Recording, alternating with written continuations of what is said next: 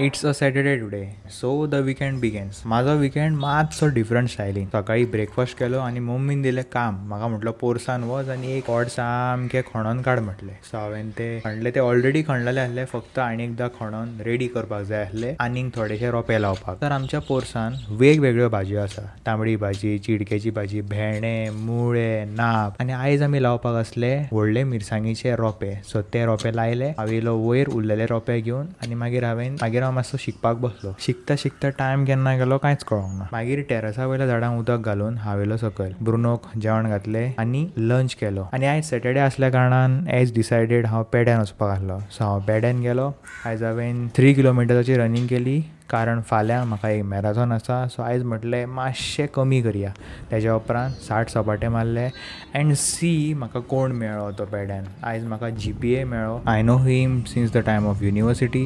So आयज workout करतना आमी आमचे फिटनस रिलेटेड नॉलेज शेअर केले, वर्कआवट कंप्लीट केलो आनी येतना हांवें मॅरेथॉनाचे बिप्स कलेक्ट करून हांव पावलो घरा. Stay tuned for the marathon episode. Bye bye.